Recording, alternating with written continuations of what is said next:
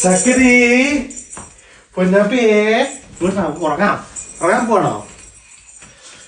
ഏടി ഞാൻ ഇവിടെ കാര്യം ചോദിക്കണം. കാര്യം കുറെ നാളെ വിചാരിക്കുന്നത്.